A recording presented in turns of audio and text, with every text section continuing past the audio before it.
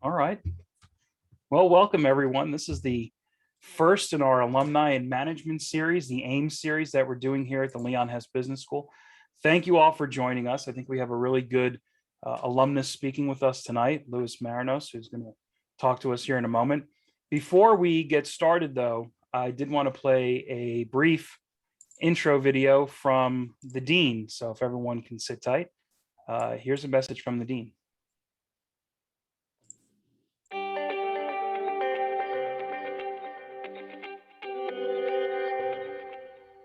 Welcome to the Alumni in Management series.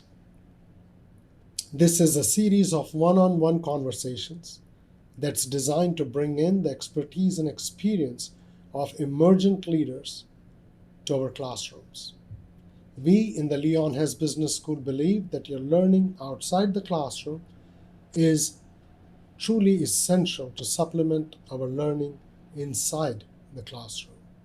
As you listen to the conversation this evening, focus in and relate it to your own experience, your own professional experience from jobs, from internships, and see what you can learn that would be of help to you right away, in the near future as you approach the job market, and in the distant future as you craft your own leadership path. My thanks to Professor Palazzolo for organizing this event. I must mention that he's a proud alum of Monmouth himself. My thanks also to the alumni for bringing in their expertise and experience, sharing it with us so generously, and most of all, for the time and effort you're putting in to giving back something to our institution. Thank you. Finally, I thank each one of you for attending. I hope you learned something new today that you can apply beginning tomorrow. Enjoy.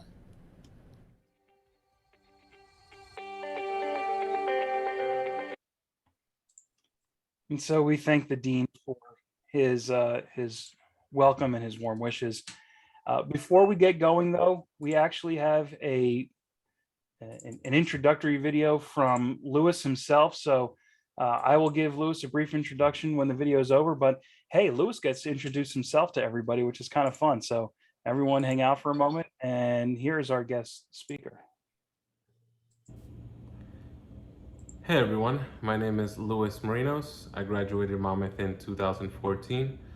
When I was going to Monmouth, I had a major in business management and a minor in information technology. Throughout my years as an undergraduate, I was also a part of the Sigma Pi Delta Beta chapter fraternity. A little bit about myself: I was born in Hoboken, New Jersey. I grew up in Secaucus, which is a part of Hudson County. I went to Secaucus High School and then eventually made my way over to Monmouth. I am a first generation college student, something that my parents are extremely proud of. Once graduating from Monmouth, I did make my way into the professional world, as some would say. But since then, time has passed and things have changed for me. I am currently now the owner of my own company. It is Tri-State Express, and we are a transportation and logistics company. I look forward to participating in this alumni management series and hoping that you guys can take something from some of my experiences.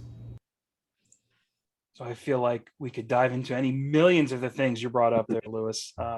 Is there anything else that you want to tell us here as kind of the introduction? You got to see yourself, introduce yourself. Is there anything else there that we should know here on the outset? I guess to begin with, thank you for the opportunity. When you reached out to me, I wasn't too sure if, I was willing to participate, but, I talked to basically just, thought about it for a little bit, and I figured that my experiences can maybe help somebody down the line with their own career path. So hopefully, like I said, they could take something from this. The intro, I guess, I went to Secaucus High School.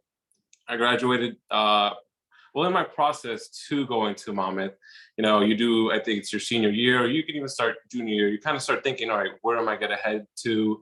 What do I want to do with the rest of my life? What career path is available for me? some people immediately have an intuition, from the get-go, they have a passion. For me, it was a little, I wasn't sure about things. I did want to maybe go into a management major, or I also, growing up, I was very hands-on with computers and technology, and that kind of stuff fascinated me. So as I was graduating high school, choosing where I really wanted to go, I applied to Rutgers, Rowan University, Ramapo, William Patterson. Believe it or not, I actually visited Rutgers, Ramapo, and William Patterson. Nothing really stood out to me about that. And it wasn't until I came across Monmouth that I was kind of like, kind of really blown away. Besides the beautiful campus, I think the fact that you were so close to the beach is what fascinated me. And believe it or not, I actually did not visit Monmouth University or do any campus tour. Just along from the pictures and talking to some people who had gone there, I knew it was the right decision for me. Up top of that, they were one of the only schools in Jersey that had software engineering as a major. So spoiler alert, my major is obviously business management, but I started off Monmouth with software engineering as my major. And then pretty much once I got into my first year, after the first semester, when I really started taking those core classes of the major, I started to realize that this wasn't really for me. I couldn't envision myself, I don't know, 6, 7 years down the line, still doing essentially, coding, which, can be boring at times, but it's absolutely necessary in the technology field. But yeah, it wasn't until after my first year and after that second semester that I then decided to change my major from software engineering into business management and decided to take a minor in information technology. I love that we got you to come to Monmouth without you ever stepping foot on campus. Yeah, Love it. best decision I made. So tell us, I want to go into this decision just a little bit because it's applicable. You're a first generation college student. Yep. So what was it like to go through that process of trying to figure out not just where you want to go, but what are you going to do with your life when you're the first one making that decision? So I'm the older sibling. I have a younger brother. So I guess we were both first generation college students. To be honest with you, it kind of goes back to talking with my parents. See what my parents wanted. My parents, are from Peru originally. They decided to come here to the United States to give their children a better opportunity to succeed in life. And I think it just stems from the conversations that I've had with them. I knew, you go to pre-K to 8th grade, and then, high school. I feel like that's just the norm that most people follow. Some people then either decide they don't want to go to college, or maybe go to a trade school, or will go to college. So it all stems from conversations with my parents. I believe it or not, I wanted to originally, when I was in the beginning of high school, I thought of either becoming a veterinarian or a chef. Go to culinary school, and not that my parents didn't want me to do those things so much. Not the vet part, because they thought lots of years schooling, and it's something that I could possibly exceed in. But me going to culinary school, my parents thought maybe you could do something better, and I didn't take it as that someone with a culinary background isn't deemed important or isn't an important job, but just what my parents wanted from me. I kind of I kind of chose that major. I had interest in it, but like I said, it wasn't until I started taking those classes that it really changed my mind a lot. And that's why I decided to go into business management. And then, like I said, being a first generation college student, my parents wanted me to exceed in everything that I possibly could. So they wanted me to give it my 100%, 100% effort. And once I told them I was going into that field, they were thrilled. They were excited for me. And yeah, and I, as much as I feel like any kid would want to make their parent proud. So that's essentially kind of what led me into that career or that major. when I first came to Monmouth. I've been there, and I know many of our students who are joining us here. We have 50 folks here with us tonight. I know many of them have been there too. I distinctly remember at some point sitting in Howard Hall going, gosh, do I really want to have this major? And then wind up changing the major just like you did to get into something that I like better. So tell us a little bit about post Monmouth experience. So you have your degree in management. What happens next? What is your first foray into the professional world? Well, I want to say it started off for me the end of junior year going into senior year. Now, I wasn't someone who did internships, unfortunately, and I would advise to students, I'm sure they hear this, whether it be from their parents or professors themselves, at least try out one internship in the field that you may want to do. Not only because it gives you experience, which I cannot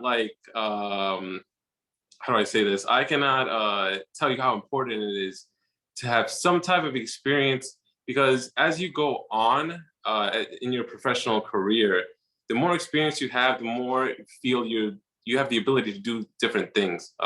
Anybody could sit in a classroom and just learn, retain knowledge, but it isn't until you actually get some real life experience that it teaches you things. You grow as a person as well. So like I said, I wasn't a person who did any internships.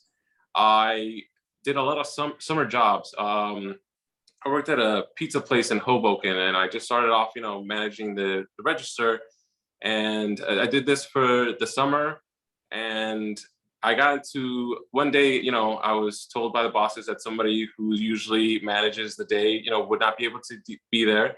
And they had seen that I had picked up things so quickly that they decided to give me an opportunity. And, I did well in that. And, for the rest of the summer, I became a manager of the pizza place on the weekdays, sometimes on the week nights.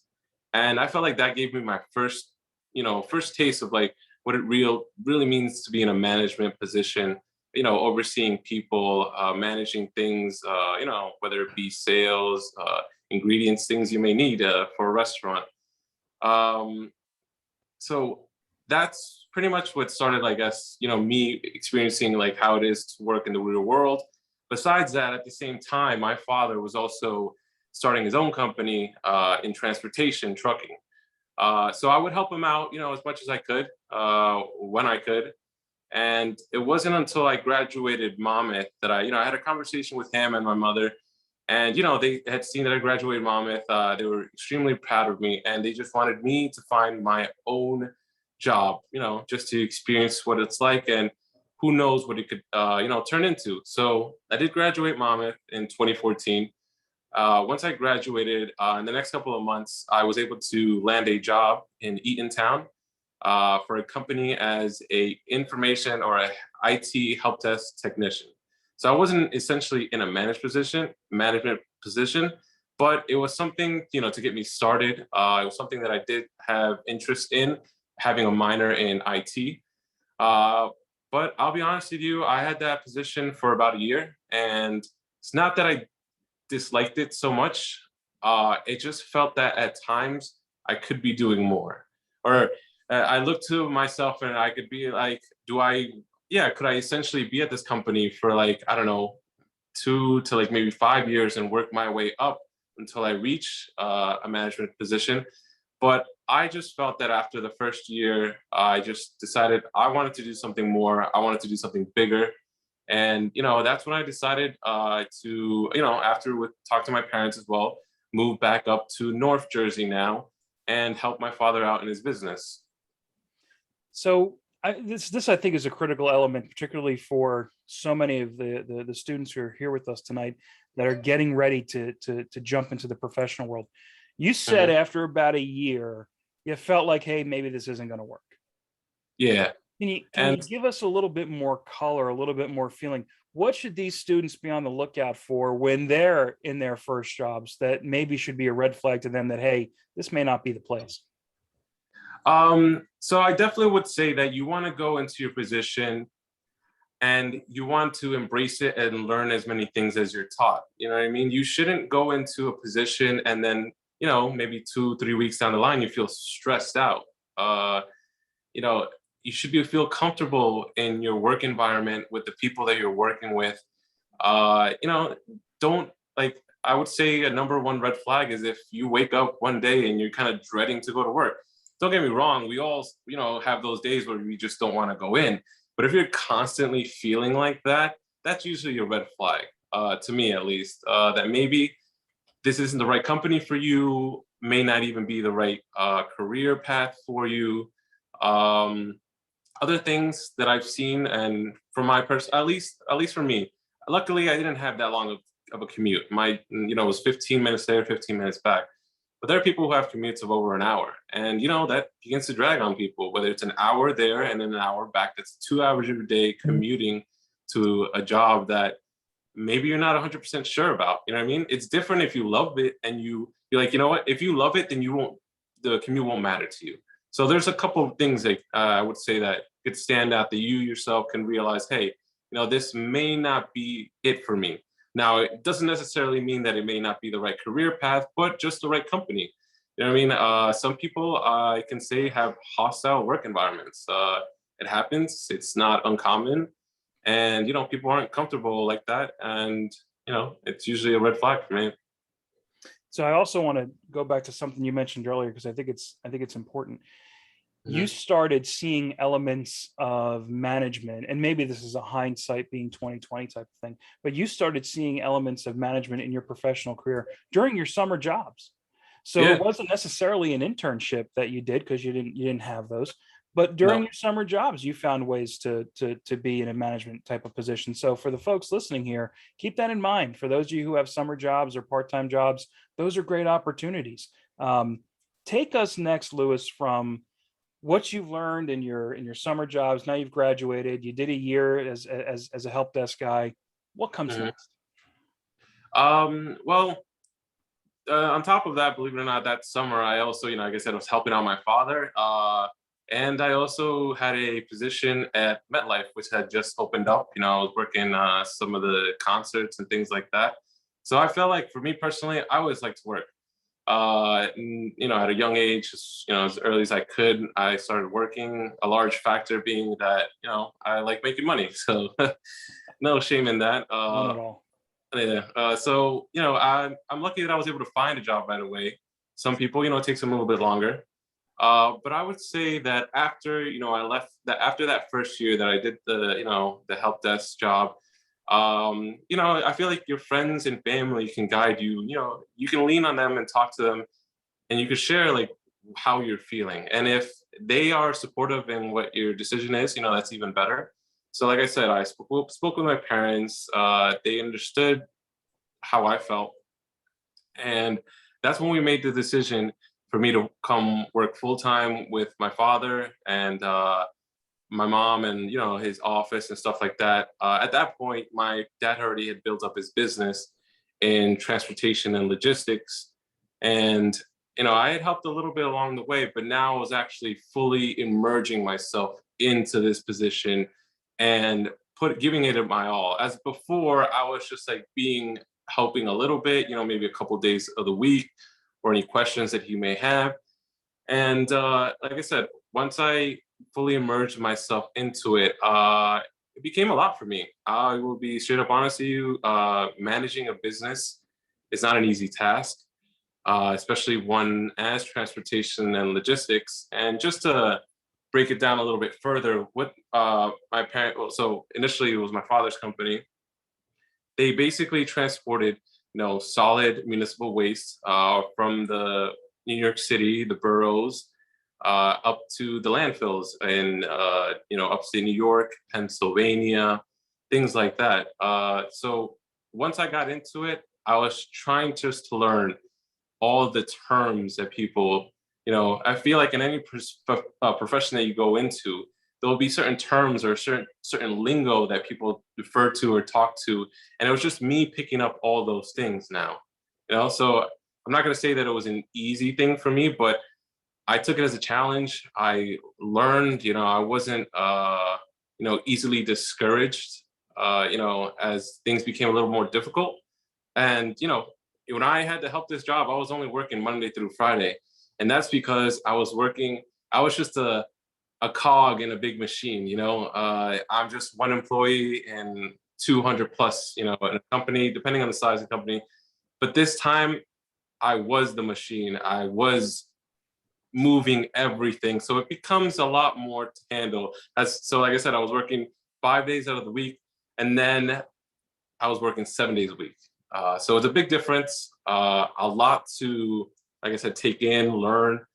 But with everything that came with it, I kept my head up and, give it my best. The shift from being someone else's employee to being your own boss is huge. Yeah. And I think you summarize it well, saying, at some point you're working 5 days a week at this company, and then it's 7 days a week. And I'm sure if we talk about it more, it's not just 7 days a week like a 9 to 5. It's a 24/7 type of thing. Oh yes, especially now if I just to like fast forward at this point now I have my own company. I have my own trucks and drivers under my control, under my authority. My father has his, but I wouldn't kid you if I get calls at 9, 10 o'clock at night, 5, 6 in the morning. And it's because, hey, these trucks are on the road at all different hours of the day. Things happen, whether it be accidents, people need help with certain things. So yeah, I legit get calls all the time. And, sometimes it sucks. I could be, in the gym and I kind of just have to pick up the call, I have to step aside and, things are important now. It's not just, hey, I left my 9 to 5 job and I don't have to worry about anything. When you are in a management position, especially if you own your company, like you said, Joe, it becomes a 24/7 thing. It does, because if you don't answer that phone call, who's there to answer it? No one. Yeah. So tell us about this transformation. You move into working in your father's company, and then at some point you eventually have your own company. Take us along that path from doing this work with your father to ultimately starting your own company. Okay, so like I said, after that first year, I moved back up to North Jersey. Our office was located in Hackensack. From Seahawks, it's about like a 20-minute drive. So it's not, like I said, not a terrible commute either.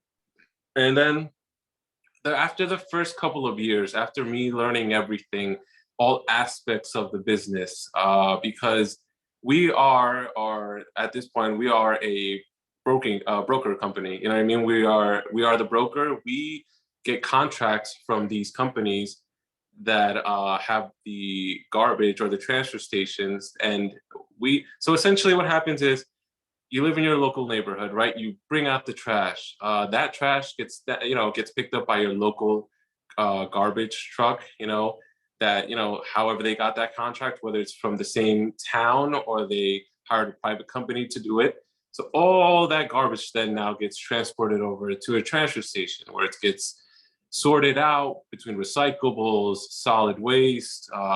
There are different types of waste. We have hazardous waste, medical waste. So our primary business is solid waste.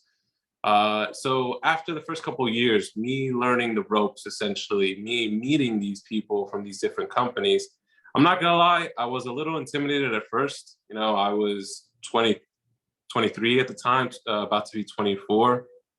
And I was sometimes going into meetings with people who were closer in their 40s to 50s. So to me, it was a little bit intimidating, but I tried my best. I decided to grow out my beard as well, too, just to look a little bit older. But I can be honest and say that it was definitely intimidating. It took me, like I said, my first 2 years to actually get my feet on the ground, feel confident about myself in this business or this industry. And, like I said, learning the ropes, learning the lingos, learning to meet new managers and how, essentially fulfill their needs. They call at that time, they would be calling my father. They need a certain amount of trucks at a certain transfer station location because, they have an influx of garbage for whatever it may be, whether it be the holiday season or, so it's things like that that I also learned from my father. I would learn and look at him, how he would handle certain situations. And I kind of take that in from that, like I said, that's why it comes down to experience. You don't really, I guess, in your career until you're actually in it, do you like become better at your job? So it was, like I said, the first couple of years I was working like Monday through Sunday. It sucked a little bit because at this point, like some of my friends were like going out on the weekends, or like, I don't know, it's, football season, go watch the games. And sometimes I'd be stuck in my office on a Sunday, watching football. So it wasn't the most fun. However, as time went on, I, with the help, helped my father out, grew our company to now, we are now currently doing business in New Jersey. We're doing business with companies in New York City and most of the boroughs. And now recently, not too long ago, I have contracts throughout Long Island, upstate New York. So you sometimes have to put in your hours as much as maybe you don't want to, you know what I mean, in order for you to reap the benefits later on. Another thing I guess I would say is that there's people in the industry also who want to see you succeed. You know what I mean? My father wasn't the only person that I took information from. There were other managers from other companies. And you know what it is? I think it's always important to ask questions. Even if you may think it's a silly one, but to you it's important because it means that you're gaining knowledge. So I would always ask questions, whether it be my father, other managers, other owners, things like that. And I take that and then I learn and, I gain knowledge myself. And, I think that's brought me along to where I am now. The amount that people can learn from asking questions and listening to what the answers are, and then the amount you can learn from just observing how business is conducted, like you did with your father. That's really how people start to advance in their careers. So I'm glad that worked for you. By the way, I love that you have to have more waste trucks on the market or out there during holidays because people are throwing extra things out.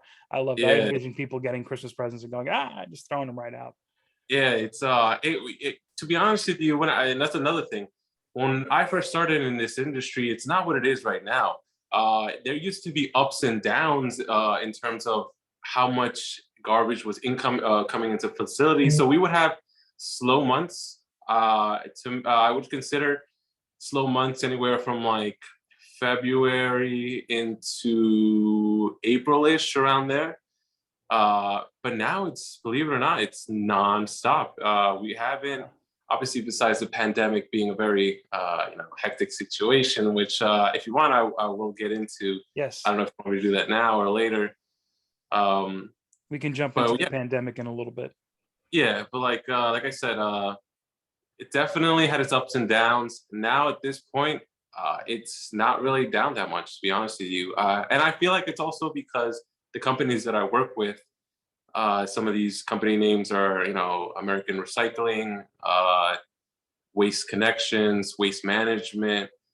They have been able to acquire contracts with different, companies to provide them their services. So one of the companies that I work with, Action, has exclusive rights to Yankee Stadium, So it's things like that, is not only as do I grow, these companies grow too. And, if they grow, then that means I'm more busy, throughout the year. Sure. Before we jump into the pandemic and how things shifted because of that, and I'm sure there's a lot there. Take us into, and I know it's probably different every day, but take us into what it's like owning your own business every day. Like, what's a day look like for you?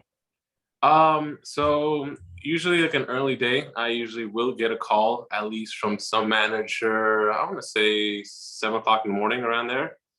That pretty much kicks off the day. And the phone call is just essentially, hey, how are we looking? We are a little bit backed up. Can you send us a couple of extra trucks? And then I will, try to facilitate the best that I can to see if I do have any other trucks available, and, I can be able to help them out in that situation. From there, I said, get ready for work. If I do have time, I will try to hit the gym early in the day. If not, usually will be in the afternoon. Like I said, I go into my office, basically just handle, in the beginning of the week is a little more busier for us. And that's because essentially we have our drivers running Monday through Saturday. up and down this tri-state area into upstate Pennsylvania. So they're making trips, like, I don't know, I would say average, a truck can produce you 4 to 5 loads in a week. So Sunday, well, how do I want to do this? Okay, so our payday is Saturday, right? So our trucks have been running like all week. Here comes Saturday, it's payday. They hand in all their tickets, or they call in, let us know, hey, I have certain loads from this location to this location. It's all measured by tonnage, just the weight and volume. It's too much in pounds, so everything gets turned into tons. So they report everything. We send out their checks that same day later on to be either picked up in office or at a local gas station that we have an account with, where the trucks could just go on by and pick it up. So once that's done, payday, Sunday is essentially where, not anymore, but where I used to open up all the paperwork and basically sort out all paperwork so then it could be ready to be invoiced on Monday. So Monday, I go into the office and now I'm preparing these invoices on Excel for all these different companies for the work that we did this week. So to be honest with you, we used to, prior to the pandemic, we were doing a lot of volume and a lot of invoices. So believe it or not, that takes me about at least half my day, just doing invoices.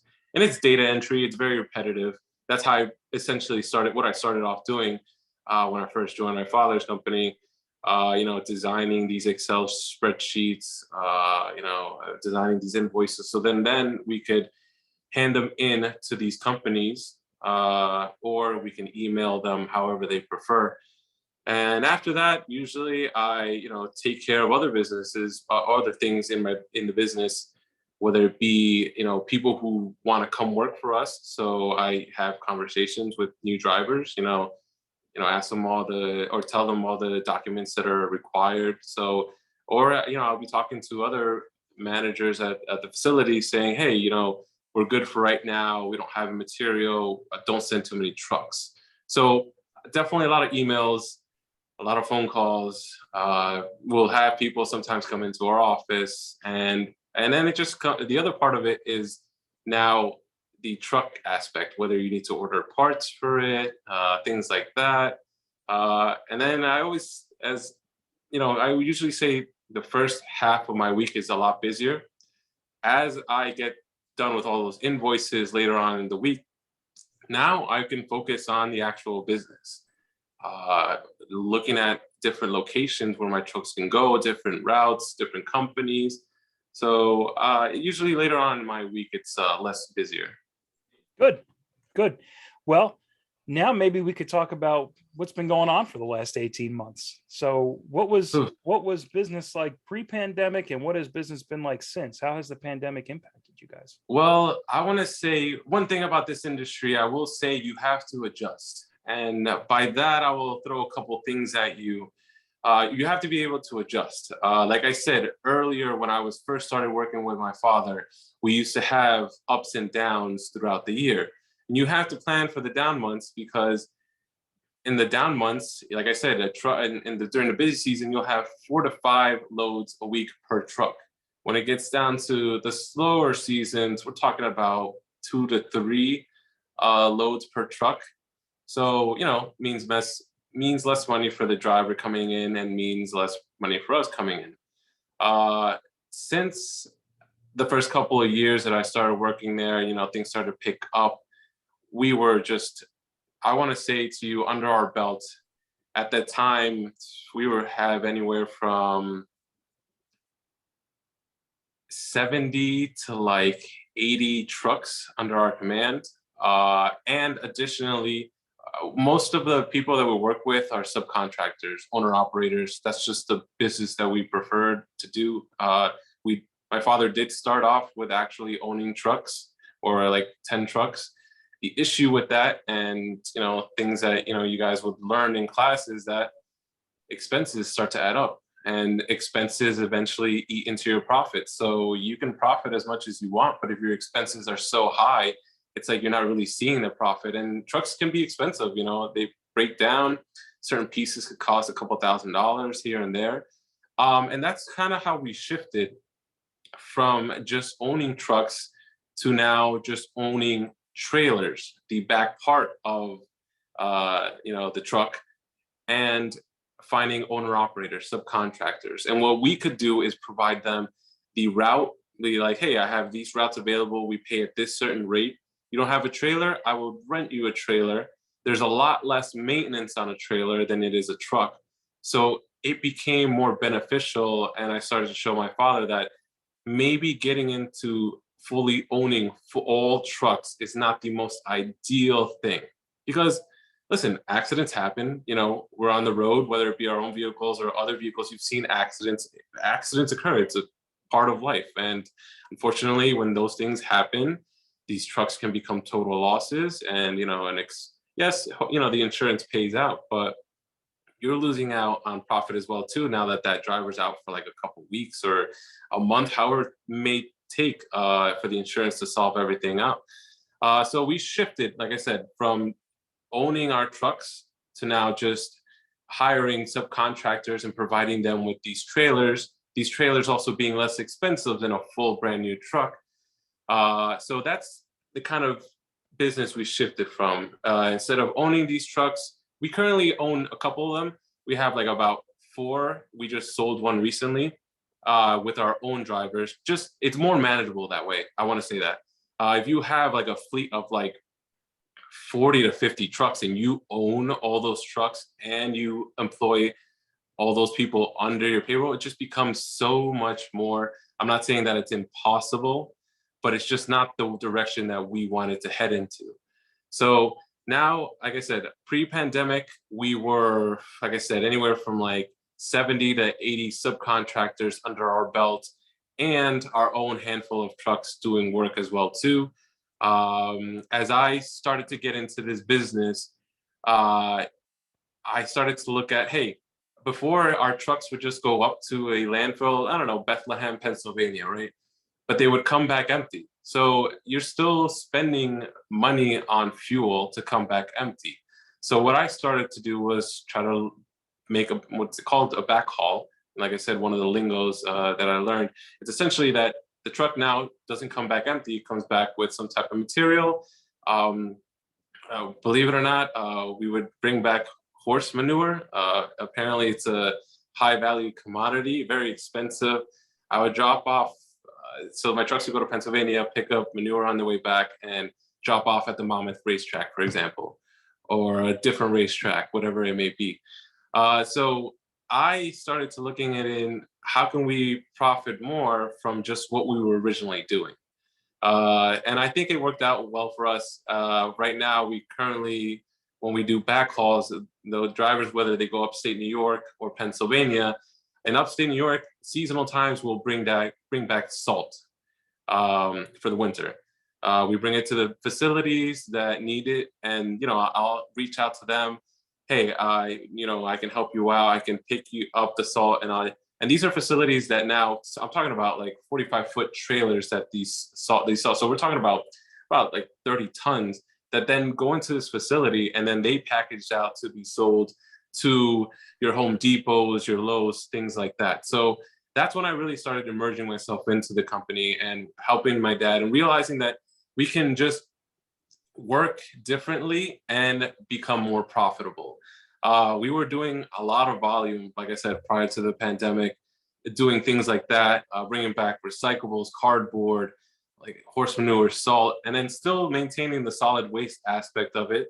And now we were seeing more return, more profit, less expense, you know what I mean? As you guys know, and you learn in class that expenses can hurt you, but any way that you can cut down expensive is always beneficial. So like I said, the pandemic hit. I want to say that I'm thankful that I was in the industry. While it was definitely affected, I was not out of a job, thank God. No matter what, we as humans will always produce waste, and that's just, it is what it is. But however, we took a big hit. Like I said, we employed about 70 to 80 subcontractors, and we had 5 trucks of our own, 5 drivers of our own. Once the pandemic hit and things started to slow down, my drivers, instead of doing 4 to 5 loads a week. They were doing 1 to maybe 2 a week. And that's just because there was not enough material around. Now you're probably thinking, well, we're humans, we always produce waste. The companies that I work with are private companies, and they do more of commercial waste. So like I mentioned before, one of the companies that I work with, they hold a contract to Yankee Stadium. Well, Yankee Stadium was closed, unfortunately, during the first year of the pandemic. Other concert venues, Radio City, all of that was all closed down. Schools were closed down. Office buildings, everybody was working remotely. So obviously there was still being waste produced. However, on my side of it, because of the companies that I work with, while they did take in some, public garbage, most of it, a big bulk of it came from private companies, offices, things like that. So we took a hit. Another thing was that we lost a lot of these drivers just because they were afraid, which I totally understand. The first year of the pandemic, there was a lot of unknown, and not many people knew exactly what we were getting ourselves into with this virus. And some of the guys that I had working with me or had been working with my father 20 plus years just retired. And they were like in their 50s, in that time or in that age, maybe late 50s, around there. So a good amount of them retired. A portion also went to Amazon, so I lost some drivers to Amazon, unfortunately. Of course. Yes, Amazon. But so during this time, it became difficult. One of the companies that I did work with, they normally have 2 transfer stations in Brooklyn, and a transfer station is just this huge facility, like SIFs. All the garbage that comes through, whether it be, hazardous medical waste, things like that. And they closed the complete transfer station down. The routes now that some of these companies had their trucks running, whether it be in the city or in the suburbs, became less just because there was just less garbage being produced on a certain side or certain area. And I started to look at different avenues. I started talking to other managers from these other different companies that I worked with. And one thing that caught my eye was flatbeds.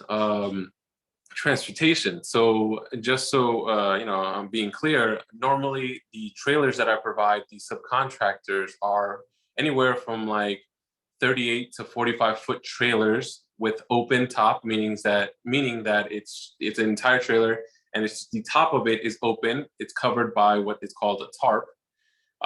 So that's a majority of our business. You know what I mean? However, that slowed down. And these people, I felt bad for some of these people. They have families to support. I felt terrible. So what I did was then, talking to other people, is that they were getting into flatbeds, different than what my current type of business was, which was just open top trailers. Now these flatbeds, essentially, so I tried to find more job or more work for my drivers, and if they were willing to do it and switch over. And if they had the means, whether they could get a flatbed trailer themselves, or I was able to provide them. I actually bought a bunch of flatbed trailers. Essentially was that now, instead of this flatbed or this open top trailer, being just garbage being dumped in, the facilities would have them in bales, and they would just rack them up on the flatbed. And now these flatbeds would go out to Pennsylvania or, certain parts of Connecticut. And on their way back, they're bringing back material, cement, lumber, bricks, stone, you name it, different things like that. And I feel like this opened it up another lane for our business, so that we can continue to operate and provide, work for our drivers. And it kind of worked out because it kind of offset what was happening in the solid waste. We were still having our drivers still work, and they were able to now make somewhat what they were usually making. But yeah, and things took off because as the pandemic went into its second year, we started seeing the housing market go on fire, and a lot of people were buying up houses. Construction started again. Oh, and I don't know if I mentioned it before, but besides solid waste, we also do C&D, construction and demolition too. Right. Yep. So Yeah, part of what the reason why we saw such a decline was because construction had stopped, became a halt. You know, in New York City, the construction sites that were available, they couldn't even have that many people on the property itself because of COVID. You didn't want to have that many people in a location. So C&D projects stopped, it came to a screeching halt. But then after the first year of the pandemic, I feel like us as a whole, society and the rest of the world, started seeing that we need to live no matter what. We couldn't just go into hiding and not do anything. We needed to find forms of us to kind of go about our everyday lives and kind of live with the virus, you know. So yeah, things started opening up again. Home Depot and Lowe's couldn't even keep things in stock. I was every single day just bringing material, and I kid you not, like they were very upset if I could not deliver it in that same day. So that same day, my driver goes into Pennsylvania earlier in the morning, drops off the bales of waste, and he's picking up material, whether it be cement at like 9 in the morning, dropping off that material like 3 in the afternoon, whether it be certain parts of New Jersey, Long Island, New York City. And like I tell you, you know, things happen in the business, in business and life, things will always happen. Accidents occur, a truck may break down. And I'll tell you, they were not happy to hear that, but they understand it is what it is. So that was my transition and kind of like maneuvering our way around the pandemic. It's a dramatic shift. It's a dramatic shift from nothing, from having, you know, I think you said 5 or 6 different hauls in a week down to like 1 or 2, and having the business constrict and get smaller. And now you've got Home Depot wants, you know, same day delivery. By the way, that's the Amazonification of the market, right? They want same day delivery, and we're all going to work for Amazon at some point, I'm sure. So let me ask you this. I do want to get your thoughts on some advice you may have for the students. But before we get to that, where do you think you want to be 5-10 years out from now? Well, I want to get back obviously to where we were pre-pandemic. And I just want to throw a number out to you. And what I mean pre-pandemic numbers is like the amount of money we're invoicing out to these companies. I want to say prior to the pandemic, we were invoicing on a weekly basis anywhere from $150,000 to $200,000 to these companies. Since the pandemic started, everything we fell down, believe it or not, below 100K on a week. So ideally, and it's getting there. The only obstacle right now that I am, you know, facing is, and other companies are too, labor shortage. I cannot find the good drivers right now, or that are willing to put in the work. Most of these guys that I'm hiring now are usually younger. You would think they would be a lot more hungry, more willing, ready to go, you know, ready to work. But sometimes I feel like their heart isn't in it, and you know, I can only exceed so much before I can get myself into the truck and start doing the work for them. Yeah. So I definitely want to get back to our numbers that we were prior to the pandemic. And I know that we can get there. It's just a struggle right now because there's work right now. This industry has bounced back.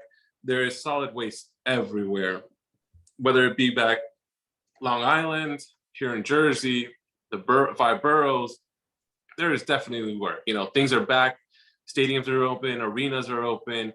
People are going back to school. Offices are slowly returning, and construction and demolition sites are back up and running. And so are new home constructions, things like that. So I hope to get back to there. Once I get back to where we were pre-pandemic, I want to expand, even grow my business even further now.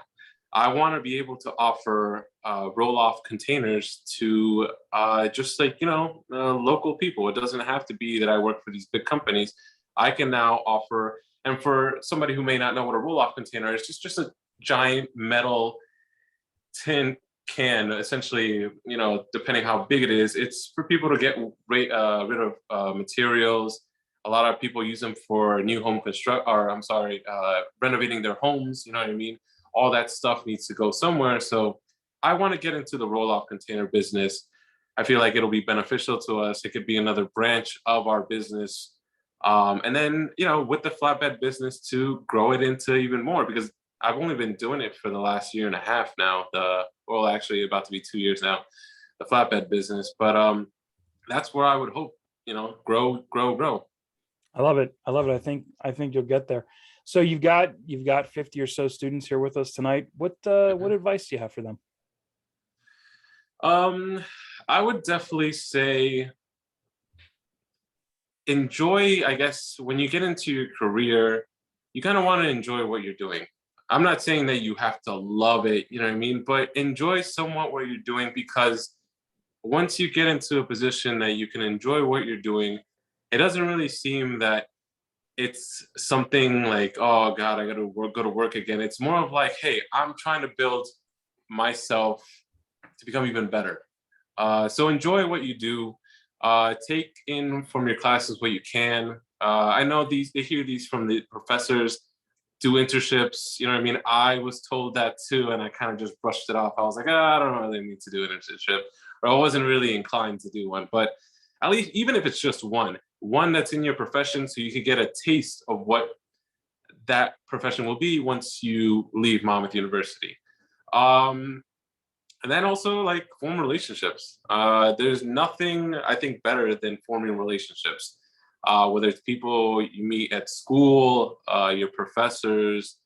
Like I said, I was in a fraternity at that time, and I can say right now, to this day, I'm still friends with a handful of the people that I went to school with, and people that are, I was in with the fraternity. And I maintain contact with a good amount of them. I still see them on a regular basis. And, you never know when a connection or, a friendship may benefit you, in the long run. So definitely network key. It's difficult sometimes to put yourself out there. Coming from me, I'll be honest with you. I'm not I used to be a lot more shy, so I wouldn't really take opportunities or throw myself into things just because I was like, maybe somebody else will do it. But definitely learn as much as you can while you're in Monmouth. If that means taking up another minor or whatever it may be, um, I would definitely, try to take in as much as you can uh, while you're in school, and definitely appreciate the time you have there. Because once you get out of there, it doesn't get easier. The responsibilities start to add up. I wish I could go back, to be honest with you, the times that I had in Monmouth, just because less responsibilities on my plate. You know what I mean? My only focus at that time was go to school, do well in school, go to the gym, hang out with friends, things like that. But once you leave, things change, we grow up and, we get more responsibilities. It's just part of life. Responsibilities do pile up. They do pile up. Well, Yeah. before we end, a couple of questions came in. Uh, Mhm. One of them was any specific courses or professors or anything specific that you learned in a course that stood out to you during your career? Oh, yes, definitely. I can go back to classes that I took with Dr. Mosca. I believe one of them was strategic management.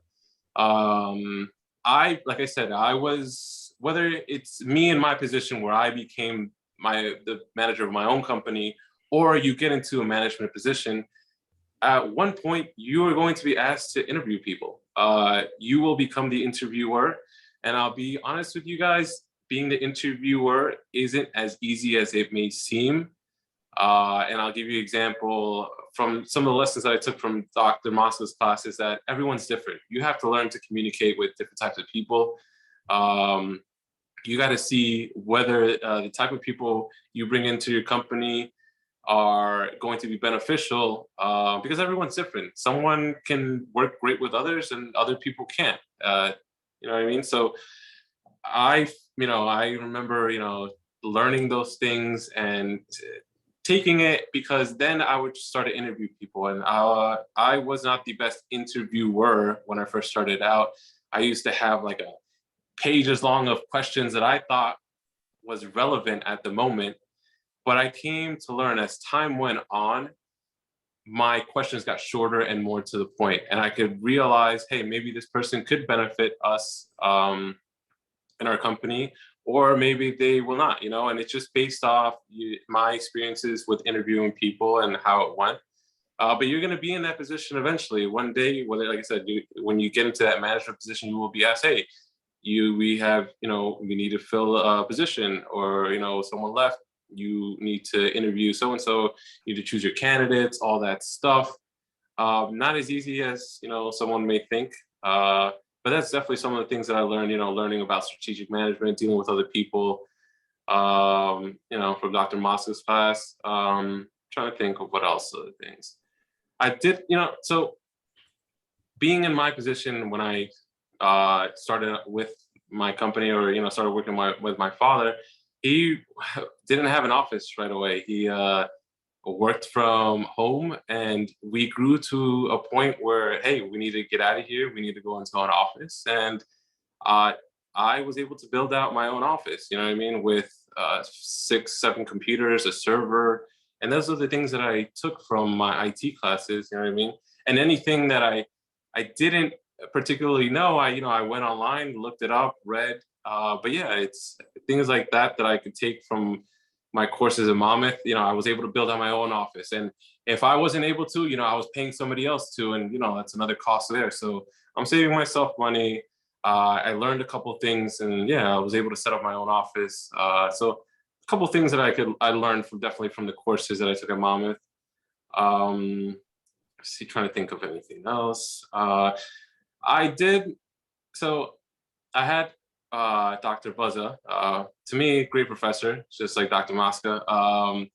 His classes were very interactive. The entrepreneurship, definitely. And I felt with that class, I was able to kind of grow my way of thinking. Like I said, you asked me before, where do I want to see my company in, or, I wanted to get into World Office here. So I feel like the entrepreneurship class teaches you to kind of be self-sufficient, think outside of the box, think of different ways. Like I said, I was able to manage myself into flatbeds, and it's just because of these personal classes that I had with these professors just got me thinking outside of the box. And that's what I really take from it. Another thing that I took from Dr. Buzza, and at that time, in the moment when I was in his class, I wasn't exactly sure what he meant. But one thing that he suggests to students is to get a real estate license. Now, at the moment, I was just like, I don't really see myself being a real estate agent. Why would I need a license? Now, here I am at this point, and I realized that the message for me is that if you want to build generational wealth, real estate is one way to do it. And I'm looking myself right now. I'm renting. This is my first year renting. But by next year, I look to buy a multifamily home as an investment. You know what I mean? And hopefully from there, I can, buy another home, and, my portfolio will grow. So definitely there's things that I took from some of the professors that I had that I really enjoyed, and applied it later on in my life, and it's helped me out. Excellent. One more question, and then we'll call it a night. Favorite Monmouth memory? Favorite Monmouth memory. To be honest, I felt like the memories I made with people were very special to me.